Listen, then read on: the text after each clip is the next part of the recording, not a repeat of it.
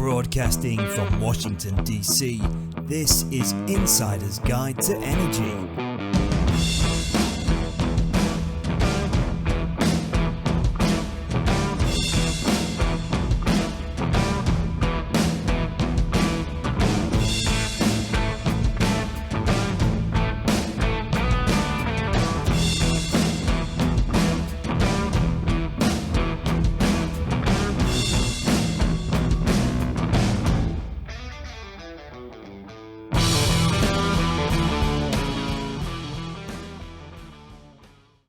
Welcome to Insider's Guide to Energy. I'm your host, Chris Sass, and with me, as always, is Jeff McAulay. Jeff, we're going to do another episode on energy finance, or what are you thinking we're doing today? You know, they seem to gravitate to us. I can't even say that I'm out there picking these, but yes, as always, one of my favorite topics and really important, the intersection of energy supply chains and enabling financial products. So a great topic for us to learn about today. I think it's interesting. I don't find a lot of places to see behind the scenes in energy finance, and I think that's why we're bringing so much of this out to our audience, is because, you know, if you pull back the curtain and really understand what's going on, it's pretty cool. But as a layperson or someone in the industry that's not directly involved in it, you may not understand all these steps. But rather than pontificating, I'm going to throw it back to you to bring our guest on, and let's get this kicked off. Yeah, absolutely. So today we are fortunate to be joined by Pat McKinnon, the first Vice President of Energy Markets and Digital Distribution at Navitas Assurance Partners. I think I got all of that. If you think that's an impressive title, wait to hear from Pat. Pat, welcome to the show. Thank you very much. I'm happy to be here. So first of all, Pat, can you tell us as simply as possible what that means? What the title means? Okay. I come from the energy world, right? And our company being in the alternative assurance market, so the finance side of the business, as you alluded to, Chris, we built our team around two components, insurance people and energy people. So my role is to be one of the people here that is the larger SME across the whole company. And then I'm also engaged in the development of all of our digital backbone, our enterprise-based systems, and our forthcoming system that's going to be going out for public use. It's a transaction-based system for covering assurance issues in the field. So I really wear two hats, and they're very diverse, right? But it's an interesting challenge, and we're wading our way through it. Yeah. And so, Pat, help us orient. Who are your customers, and what assurance are you providing? Okay. Our customers are participants in the wholesale energy market, whether it's crude, gas, power products, etc. And in that market, the basic construct of how companies transact is very straightforward. It was developed a long time ago. It grew organically out of two guys trading for cash in the field, right? It developed into something far more sophisticated than that, but the fundamentals are pretty much the same. And whenever you and I are trying to transact for a commodity, there are some underlying enabling documents that are involved, such as NASB and ISDA-FIZ and others. And all of those have been very well construed for many, many, many decades, quite frankly. It's a very old school methodology of communicating financially. But as a part of that, there's a credit function that's involved, obviously, and the notionals are pretty sizable. This is credit for a lot. And so you developed a world where I can like your credit, but I don't have to like it all the way, right? So the way you accommodated for that, the fancy term is alternative assurance or assurance. And what it really means is a deposit, right? So if I'm going to sell you $100 worth of something and I like your credit $70 worth, then I want you to give me $30 that I can hold in the bank in case something goes wrong. And the parameters for that can be all over the board. They're fundamentally codified in the enabling documents, but there's a lot of wiggle room in that, right? So for all these years, people have used letters of credit and cash as the posting instrument. If I was going to post a deposit to you or an insurance value to you, whether it's at a pipeline or whether we're dealing bilaterally. About a decade ago, I had the great privilege of being a part of a greenfield team that decided to bring the largest balance sheets in the world, which incidentally are not energy, they're insurance, onto the table and build instruments that could replace or augment or work in conjunction with cash and letters of credit to satisfy those assurance obligations. And that's fundamentally what we do. The reasons behind it we can get into as we go through the program, but that is fundamentally what my company does and my competitors do. So I'm going to do what I'm known for doing, is asking the dumb question. But the dumb question here is, as I hear you explain this, I'm thinking OTC, because otherwise I'd have a clearinghouse and I'd be on a market exchange. So am I making a safe assumption that when all that you're talking about so far are bilateral deals between two counterparties? That's correct. The clearing exchanges actually serve the same function, right? Because that's what you're clearing is credit at an exchange. You have the physical delivery components, but the whole deal is to third party set that credit off, right? Set it off to a third party. And what we were able to do was come up with the instruments that align with the documents and align with the way things are traded that allow companies to do the exact same thing, OTC, bilateral, however you want to phrase it. And it was needed. There was a lot of desperation for it because of all the capital that was tied up in these assurance values. It realistically had a T in front of the name, right? It was trillions, could be $1 trillion on a global scale. So these dollars were stranded. They weren't gaining interest. You couldn't use them to really go do anything. They were just sitting there static in somebody else's account or off my balance sheet or off my operating line because I had to post a letter of credit. And it really stagnated a great amount of capital. And what these products do is they free up that capital to go do other stuff because we stand unsecured on the transaction. Got it.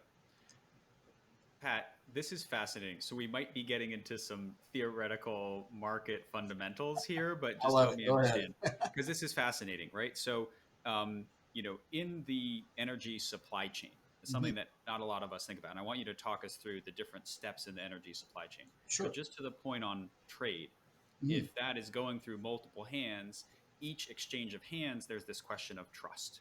Correct. And like you said, that trust might be supported by some percentage of cash collateral, right? Which is, hey, okay, there's a 30% chance that this transaction doesn't go through, so I want to see 30% of the value of the transaction held in collateral or reserve.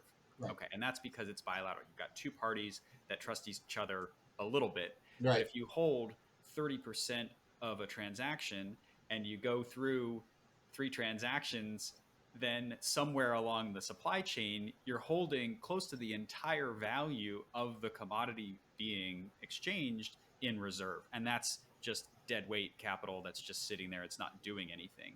And so your question is, how do we make that commerce more efficient? Right. One way is to have exchanges where you have this sort of arbiter of trust.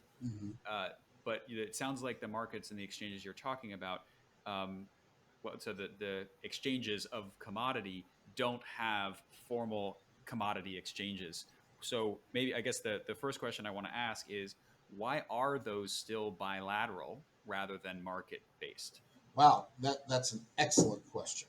Okay, and it's because of logistics. If you think about it, the transacting of commodity is a little sloppy, right? It really is. You've always got to true up. You can have meters go down. You can have mechanical malfunctions. All of this, just the life of a life cycle, has the same drama that our lives do, right? Things go wrong, things happen. And also, an exchange is set up as a credit clearing counterparty. As you know, I have a huge affinity for exchanges.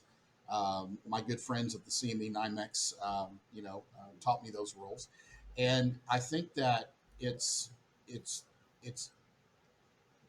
important for people to understand that what they don't hear about in the market, they turn on CNN, what's the price of crude? Oh, $84 on the NYMEX. Well, that's not the business, okay? That is a result of the business, and you really need to think about it that way, all right? Theoretically, a financial transaction is supposed to be a financial representation of a physical asset transaction, right?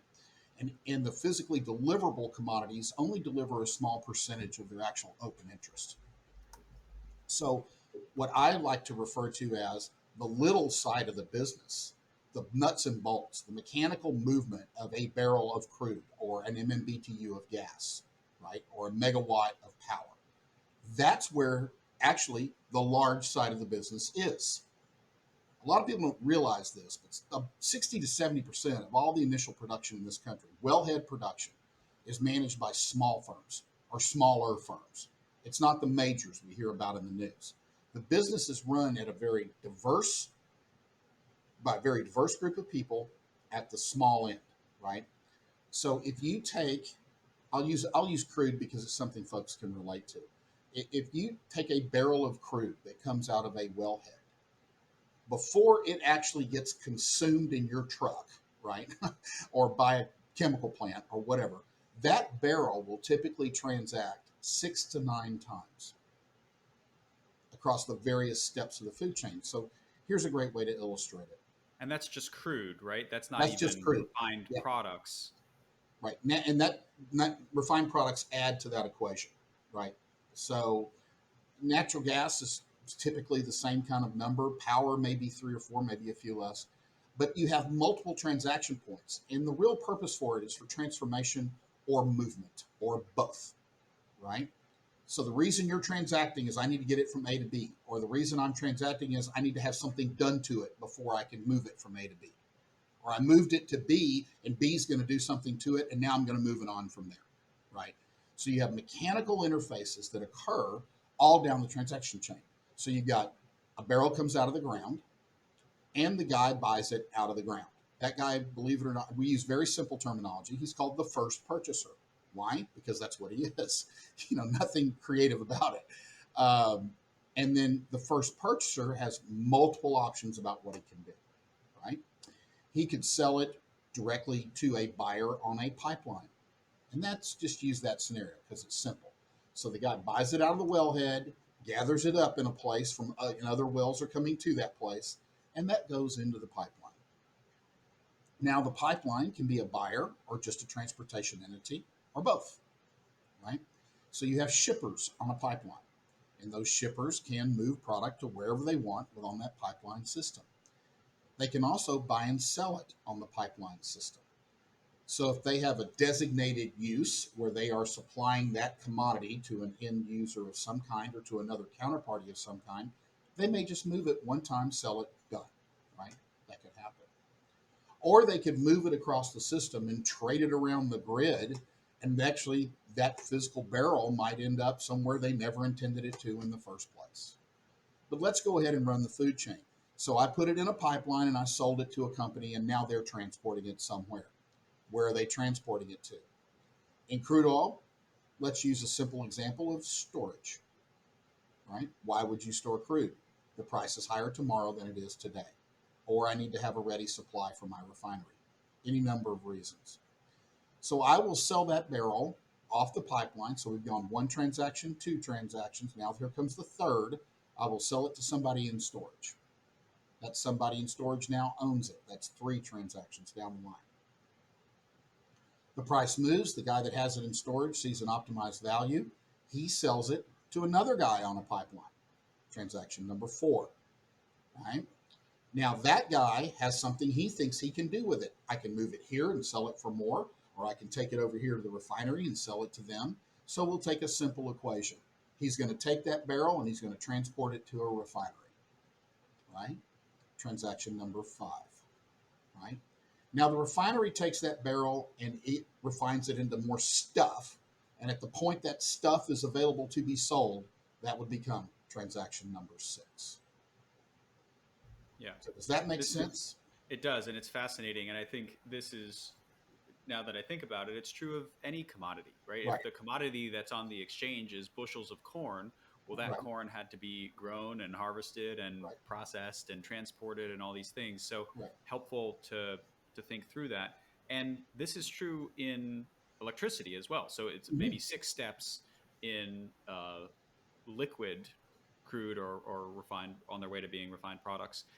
This is also true in different markets on the electricity side, correct? Correct. And there are some ISOs that can do what's called wheeling, where they can move it from ISO to ISO, ERCOT being not one of those. We won't get into that. But anyway, not that I'm grumpy or anything. There is a whole industry, if you will, that ecosystem for power, where that power can get traded one or two times or dozens of times, because it as a commodity, it acts very differently than liquid commodities. So, yeah, you have this same fundamental concept across the board. And I refer to it as wellhead to burner tip. And that can be any number of transactions doing any number of things. But if you think about it, you're transforming a raw commodity into a usable product at a usable point. Mm-hmm. And so all of these transactions end up being bilateral. So this is relationship based. Mm-hmm. And maybe can you relate to some of your experience where you've worked at various points along that supply chain that you described? And I'll bring something up to you. I want to circle back just a little bit before I get into that. There are physical exchanges, right? One being NGX in Canada. That's a good example, right? Been around forever. So there has been a construct, but if you want to get into why it's not more widespread, we can certainly do that later, and I'm happy to answer those questions.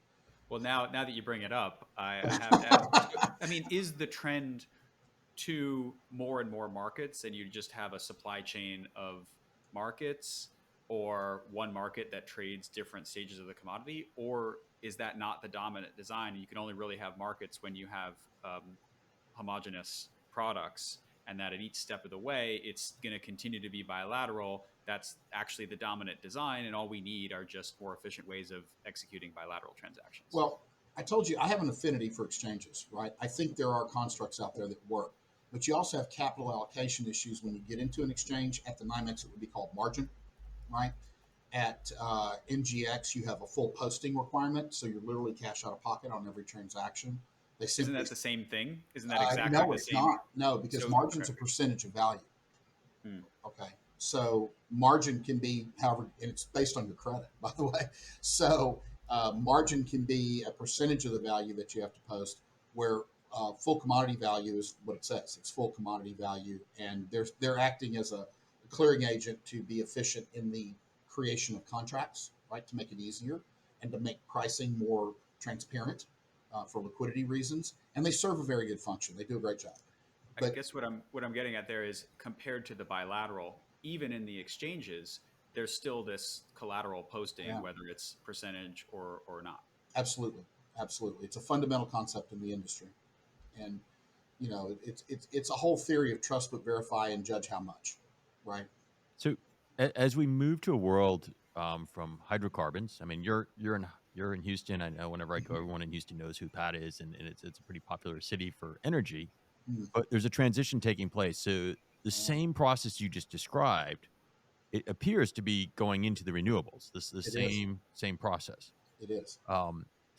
Why is that? Why are the fundamentals the same as we're transitioning from a barrel of oil to, I don't know, hydrogen or something else that may be a renewable?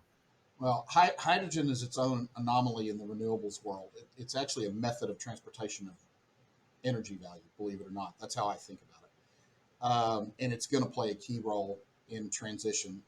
Everybody on the call should understand that there's a difference between net zero attainment and transition. Those are two different things. Transition is an economic concept, right? Net zero is a goal, most of which is unattainable.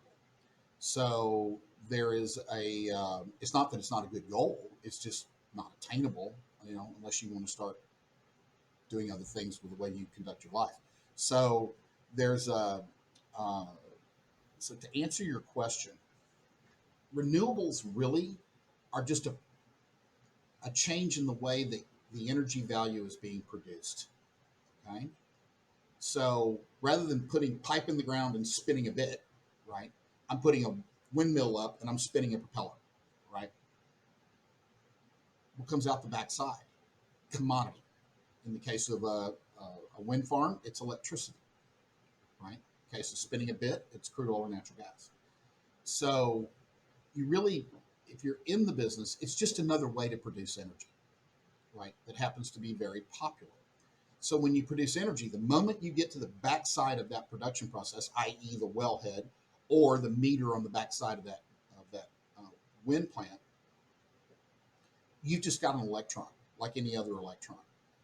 I like to use the terminology. There's no barcodes on electrons or molecules. Once it's in the system, you don't know where it came from, right? You don't know what it is. It's all homogenized, right? So you do this by an accounting procedure to keep up with it, not necessarily a commodity procedure.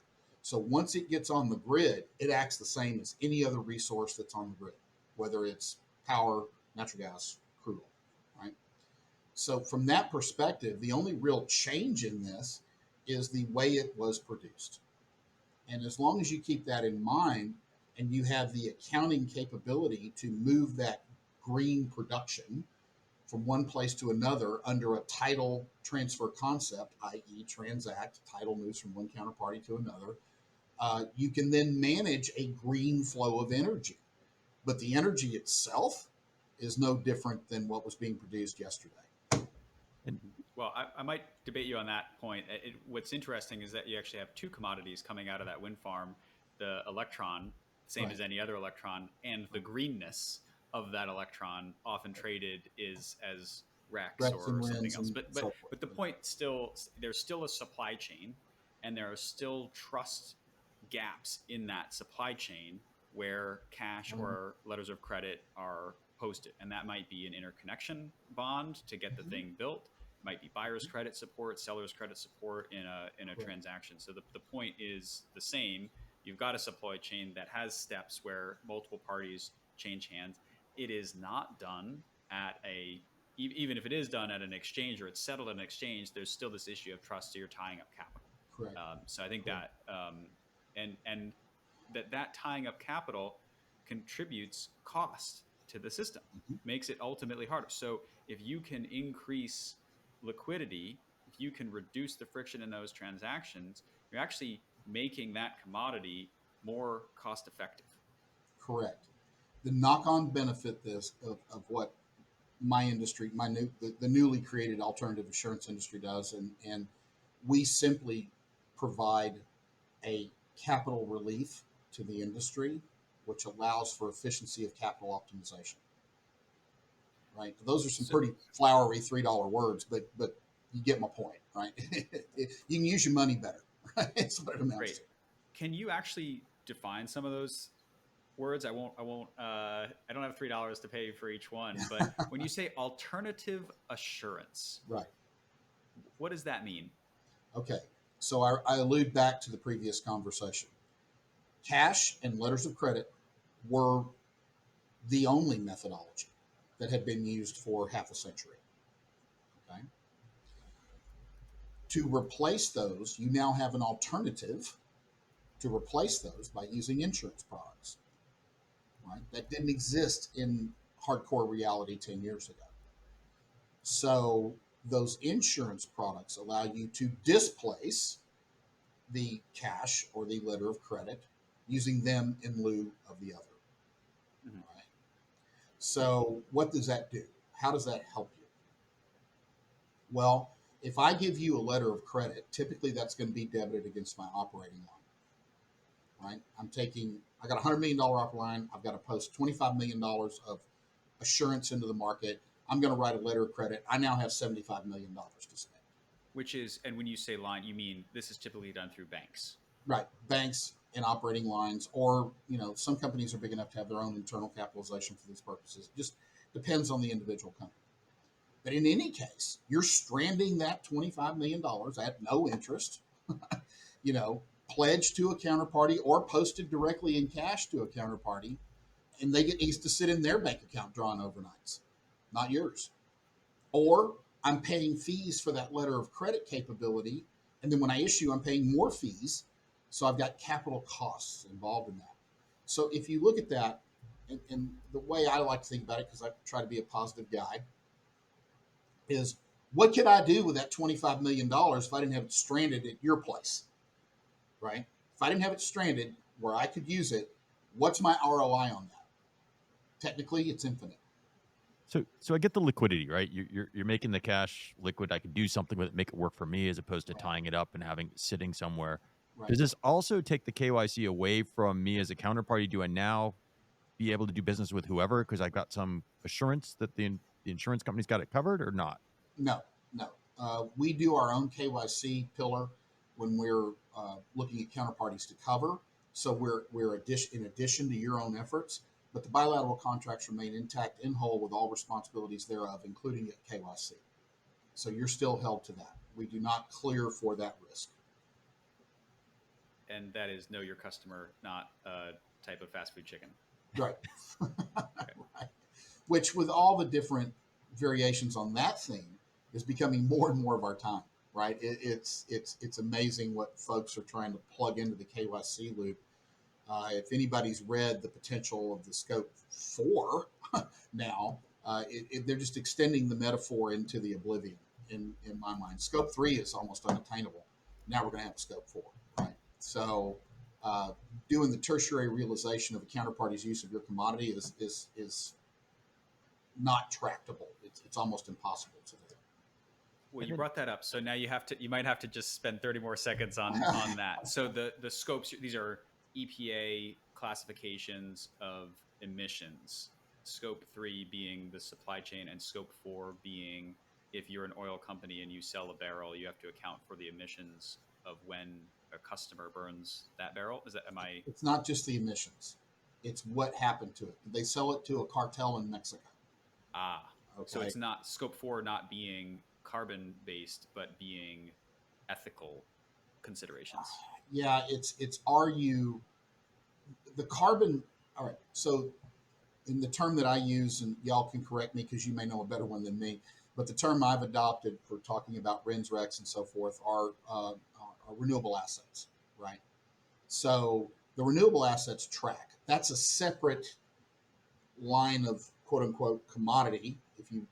I don't think that it's reached that level yet in my mind, but of commodity that's available adjunct to the raw commodity, right? And it has its own life cycle and its own supply chain and its own challenges, right? We actually work in that world. But for any company that's trying to meet governance requirements on the scopes, 1 and 2 are pretty easy to do.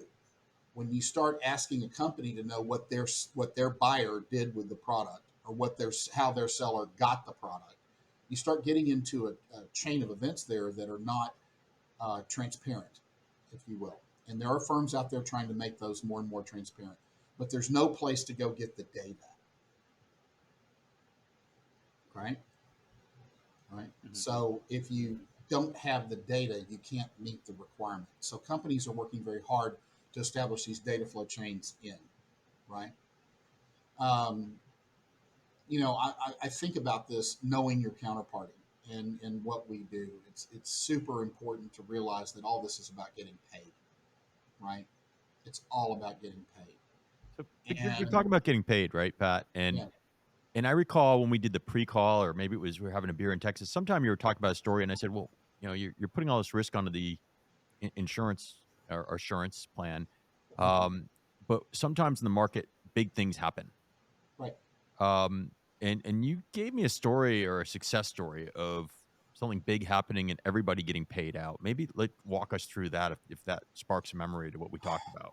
Well, eventually, somewhere, somehow, except in very precise circumstances, the commodity gets paid for. Okay, somewhere down the line. So if you look at, I'll use Uri as an example, right?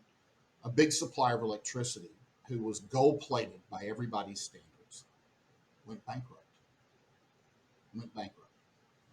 Now, those of us in the assurance industry, we had position on them. So people had paid us to ensure the value of that commodity, were they to go bankrupt.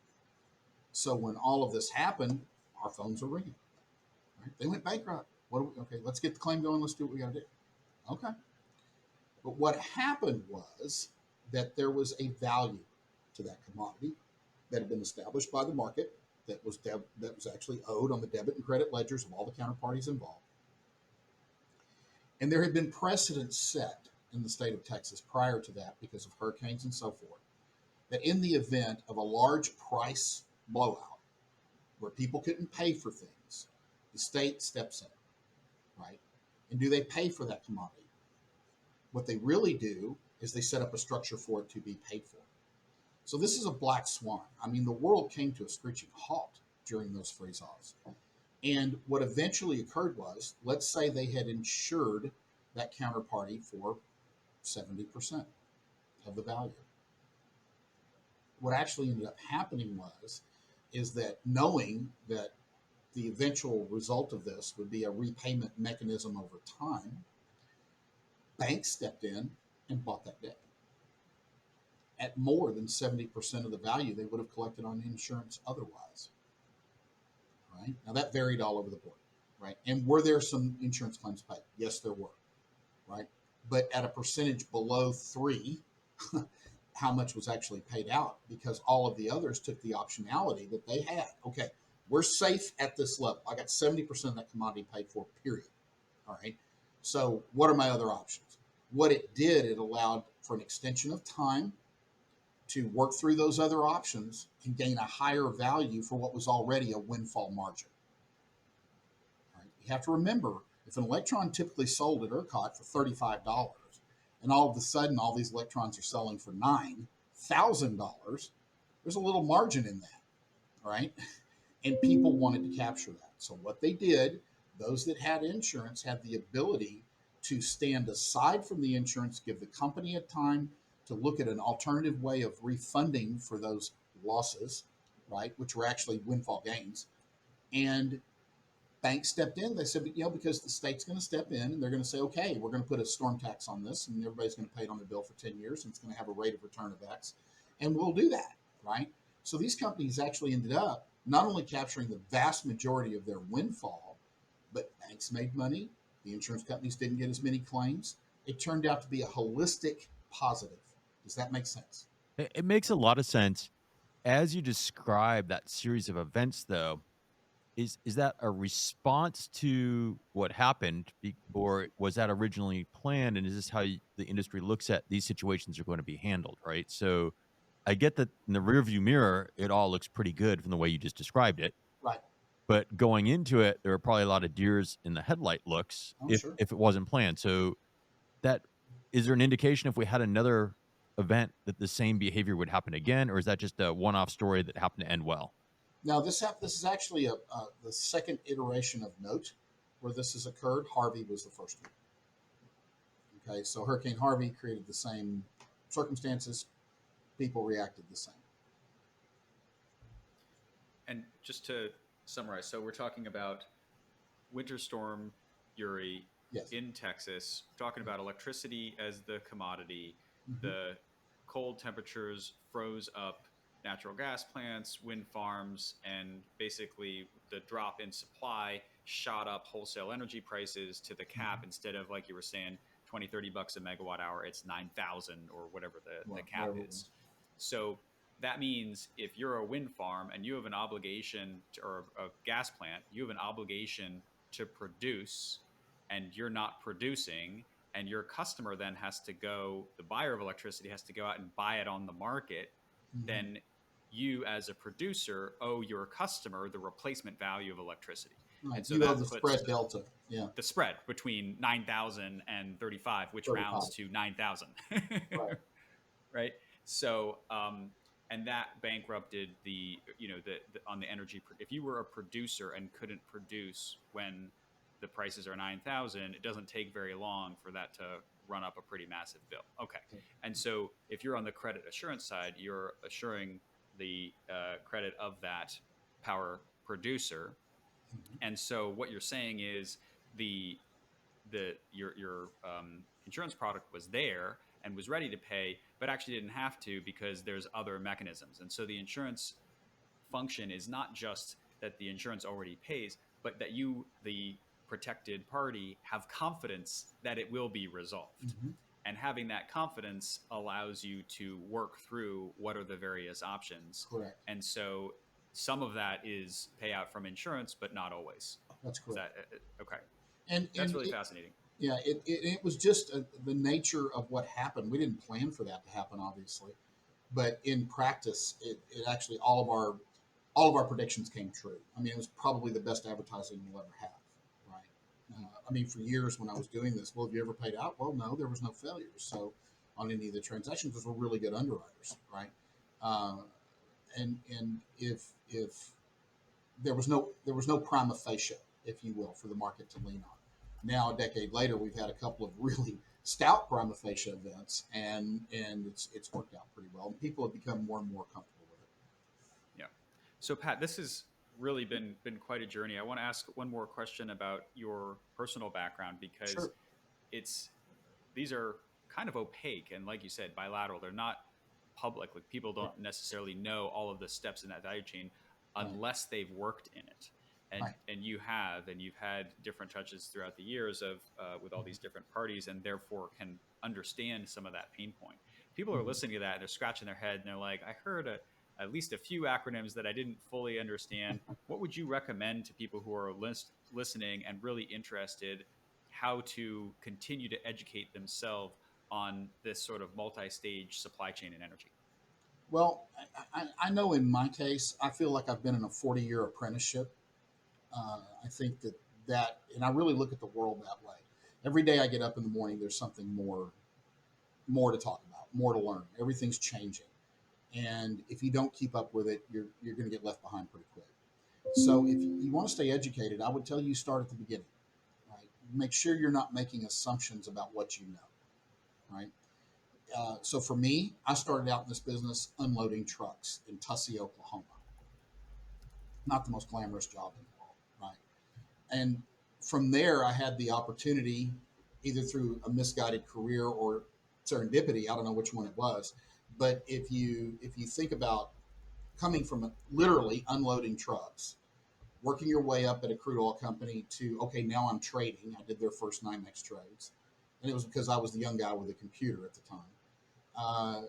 Going from there to getting to know that constituency in that world, and then evolving over into the financial trading side and the physical trading side, working for shops small and large, trying to get commodity from A to B for the best price, right? And then that evolved into working for larger firms, where I was involved in getting commodity from A to B at the best price. And one point through there, oh, you speak computer? Well, you're involved in our ETRM transition. So now here comes the digital stuff, right? And I had to learn it. And then getting a chance to move from the bilateral, people in the industry or bilateral companies in the industry, getting to work for an exchange at the NYMEX, where I was working in the natural gas division as the assistant director. If you go up that food chain, every step along the way required a great amount of research and education that I didn't have when I got there. So you have to be willing every day to consume not only what's going on in the market, but why and how. And I think that's my best advice. It's not just the what, it's the why and the how. And if you can consume all these three things with a little mental effort, you can then create something even more important called insight. And that insight is what I find more and more rare. We live in a 140 character society. Everybody's communicating on a cell phone with their thumbs, and they're not getting into the depth of what's behind what's going on. They're leaving that to others. And when you leave it to somebody else, you literally limit your own capabilities. So go into every day trying to find that thing you may think you know. Well, did you read the ISDA? Did you read the NASB? Did you look at the confirm and look at the caveat at the bottom that may have something that'll skin your hide if you don't know it, right? Be involved in the detail of the industry. And if you don't understand an acronym, Google's your best friend. I mean, it's so easy now. I didn't have Google in 1985, right? So you've got to understand what you don't understand. And if you don't allow yourself to be that self-effacing, you're only being self-limiting. So for somebody that wants to learn this, start at the beginning and understand every step. I could ask a very clear question from the crude oil side. How many people listening to this phone call know what a run ticket is? Can't see their hands. You guys have been around energy for years and years and years. Probably don't know. All right. It's the little piece of paper a truck driver leaves in the mailbox at a lease to let the guy know how much he bought. It used to be years ago, it was those little 3 carbon push throughs, and you couldn't read them once you got them. Nowadays they have iPads, right? But nonetheless, that one piece of information is the beginning of the supply chain. It's how much volume got moved from the lease to the first purchaser, and that's where the dollars come from. If you don't know these little details going down the line, right, how are you supposed to understand what cause and effect really are? Well, Pat, it's been wonderful to go into the deep details with you in the supply chain. I learned a ton. I'm inspired, and I'm sure our listeners are as well, to go back and double check and ask more about those details.